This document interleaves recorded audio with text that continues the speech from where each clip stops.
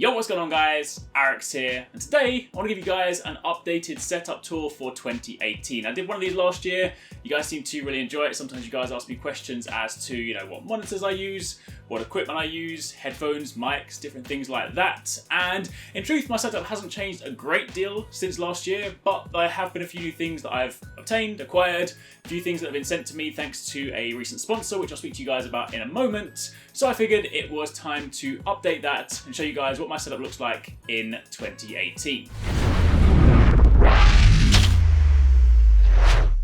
So we're going to kick things off just by taking a quick glance past some of my shelves where I store some of my collectibles. I want to use this as an opportunity to very kindly thank Elgato for in part sponsoring this video. They are a new sponsor for the channel and I'm incredibly excited to announce that because I've been using their products for years. It's thanks to their capture cards that I'm able to do what I do and bring you guys gameplay. But of course, thanks to some of the other stuff they've had recently, I've also got some more products to show off, which you'll see in this video. Definitely really cool, really nice to be able to work with them in a much more official capacity, and of course in the future that means more stuff for you guys, hopefully giveaways, a few other things like that. But talking about the shelves, of course, I collect a lot of things. I like to collect amiibo and models from series that I'm particularly fond of, so things like Monster Hunter, Zelda, that sort of stuff. I then of course have all my games on display. I do really like to try and buy games physically if I can, as in like having boxed versions, because I just like it for collection purposes, but sometimes that's not possible. Sometimes I just kind of grab them digitally because of their accessibility. Sometimes if I'm sent review codes, they're given digitally anyway.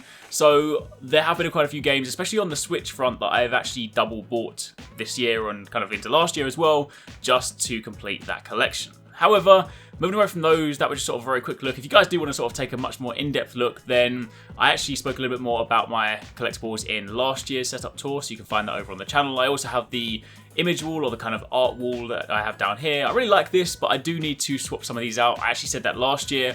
I said that these were a little bit outdated. I want to try and swap out those Titanfall ones for something else, but I need to find something that actually fits nicely into these frames. But let's talk more about the actual setup itself. So of course over here, I have my 4K TV. In truth, I don't use this much. I basically jump on this if ever I need to actually play in 4K and record in 4K. Otherwise, I just prefer playing on my 1080 monitors, but it's there. If I want to use it, it's wall mounted, so I can watch it from my bed if I want to.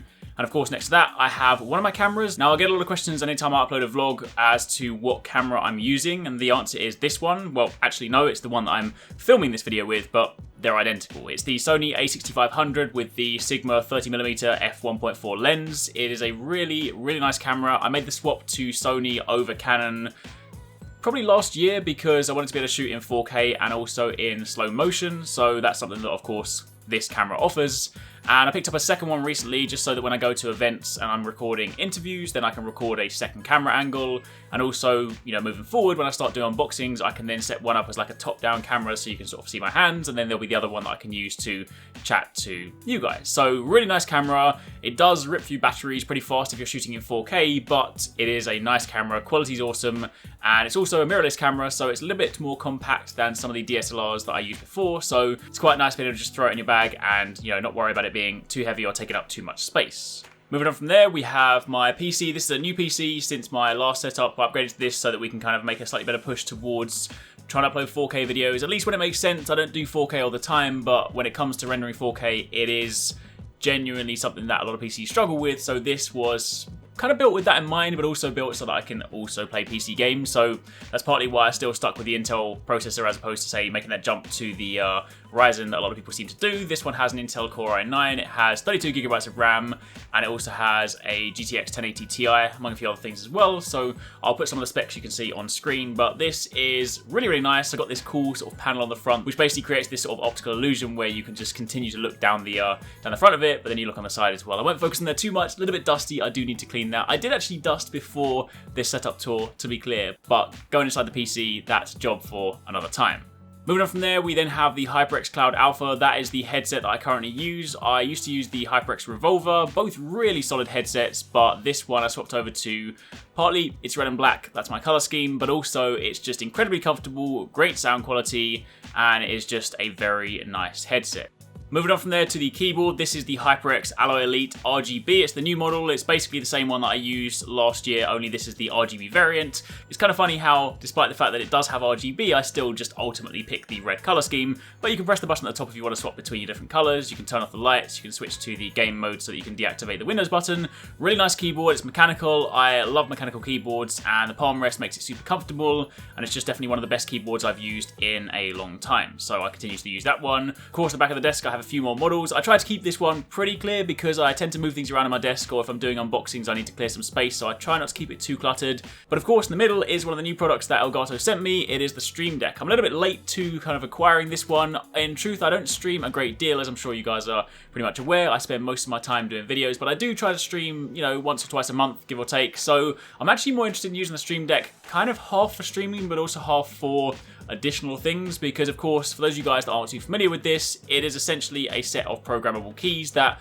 typically you'll use for streaming. So you can press buttons to, say, trigger commands, or to, say, put out a tweet to say you're live, to, you know, clip different things, or just the sort of things you would normally do on your stream, and you may, say, bind to keys or bind to other commands. You can just bind them to the Stream Deck. So it's incredibly useful, and they've recently made an update so you can have multiple commands, so you can do some really, really in-depth things. You can kind of press buttons to be like, I'm going live, and in the process of that, you'll also put out a live tweet. You'll even change your display name so that it has like a little live indicator so people know you're live. There's loads of sort of like multi-tier things you can do now, so it's really useful. But outside of that, you can also use it for some basic PC functionality, opening apps, performing simple commands. So I'm kind of going to sort of like configure this one more so to use like half for just general PC stuff, and then half for those occasional times that I do stream. But it's a really nice piece of kit, and definitely something that if you're streaming a lot, you can get a great deal of value out of. Moving over from there, we then have the Nintendo Switch dock shield. I get a lot of questions about this one, actually. It tends to sort of appear in the back of my setup tours, and it's sort of like something you just see, you know, I don't really focus on it, but it is really, really cool. This one's a little bit hard to get hold of. At the time of purchasing this, I had to buy it from Amazon.com specifically. I couldn't find it on any other, like, I'm in the UK and I couldn't find it on the UK Amazon, so I actually had to get a friend to import it for me. But it's essentially a light base that you put your Nintendo Switch dock on. So it's not a dock in itself. The actual physical Nintendo Switch dock, the official one, sits on top of this. You then have a faceplate and you slide it in the front. There's actually two of them. This is the Zelda one. This is, of course, the Sheikah design, but there is a Mario Odyssey plate, which, you know, I love Mario Odyssey, but it doesn't look as cool like in the design. But you put the plate in the front, and at the back there's different buttons you can then press to swap two different colours, or you can change the mode so that it then flicks between different colours, so you can of course enjoy those ones. I might do a more in-depth video on this at some point if you guys want to sort of see the full functionality, but it's USB powered, so you literally just take the wire and plug it into one of the USB ports on the side of the actual dock, and you then have your light. So I really, really like this one, and of course, again, red and black being my colour scheme, that is what I go with. Next to that, we have the stand and the charging dock for my Xbox controllers. I use it partly just to store them, but I also do, of course, use that to keep them charged so that anytime I need to use them, I don't need to connect it via a cable. And then next to that, of course, I have my Xbox One X and I have my PS4 Pro. Behind the Nintendo Switch, I also have my Elgato HD60S. This is what I use to record all of my gameplay. Now, yes, there are different versions of this. There's, of course, the new 4K version, and of course, there's the internal PCIe card as well. But given that I travel quite a bit, and I record things at events, I actually prefer the external capture cards. I use them so that I can then, you know, go to an event, plug it into a laptop and record there, and then I can come home and just plug it back into my setup. So this is what I use to record all my gameplay for all my different consoles. You can even use it to record on PC if you have HDMI ports, but either way, this is what I use to record pretty much all the gameplay that you guys will see. Of course, normally it'll be fully connected. It typically sits behind my Nintendo Switch since it's small and it sort of stays out of the way there, but in the interest of showing you guys what it looks like, then I decided to unplug it. Then moving on from there, we have the mic. Now, this is actually a new mic. I used to use the Blue Yeti, and, you know, great quality mic, but I've recently swapped over to this. This is a new model from HyperX. It's not actually available right now. This is a prototype, so it's ideally going to be coming out at some point once they're ready to release it, but this is a very, very nice mic. It's a USB mic. In terms of quality, it's basically very similar to the Blue Yeti itself. I will say that this probably picks up a little bit less background noise than the Blue Yeti, but it does still pick up noise, so I typically run a noise removal pass on the audio. For those of you guys that want to know what it sounds like, I'm actually using it right now to record this, and my videos for the past, say, month or so have been using this mic as well, so it's really, really good.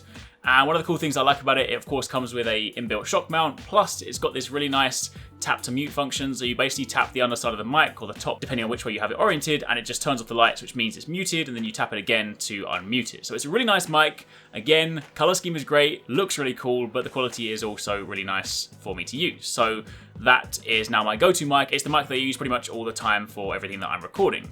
As for my monitors, these haven't changed since the last setup tour. These are the exact same BenQ monitors from before. I haven't really upgraded because, again, they just serve my purposes. Because I don't really play PC games competitively, you know, I don't really feel the need for anything with like a super low refresh rate. These ones are just great for everything I do. You know, I can edit on them, I can color grade on them, I can just like enjoy them for gaming and whatnot. And because they have the super low profile, they just sit nicely on my desk and they're, you know, mounted in this sort of nice semicircle. So they're just like really nice for my setup. I might upgrade at some point. I have been thinking about getting an ultra wide monitor for editing purposes so that I can have like a really nice long timeline, but for the time being, these haven't changed since last year.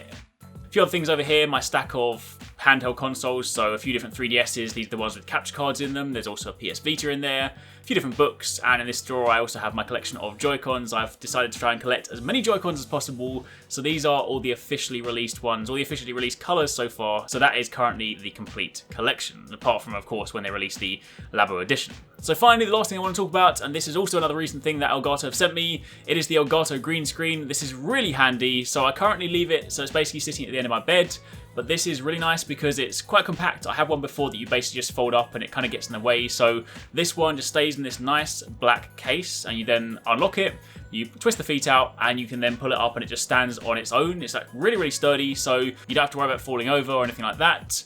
And it's actually pretty big as well, so it's really, really good for, you know, of course, if you want to stream with a green screen, or one of the main reasons that I got it myself, in light of not streaming too much, is actually because I'm going to do some VR stuff very soon. So I want to try and record that in front of a green screen so that I can essentially superimpose myself in the game as opposed to just recording it like picture-in-picture with a window. So this is a very nice product. I can't actually get the whole thing in because my camera lens is actually quite tight. I don't have a huge amount of room in my room, but you can basically see that that's essentially how you do it. You pull it up, you then, of course, sit in front of it, use your green screen, and then when you're done with it, you can just fold it away, pack it back up, and it stays nice and neat. So also a very nice product. So there you have it. That's pretty much it. That was a look at my setup for this year. Hopefully you guys enjoyed that. Remember that pretty much all the products I spoke about will be linked down below. So if you have any questions, then definitely drop a comment down below as well, or if there's anything else that perhaps I didn't mention that you want to know more about, ask away and I'll do my best to let you guys know. But for the time being, that's pretty much it. Hopefully you guys enjoyed the video. Thanks for watching, and I'll catch you guys next time.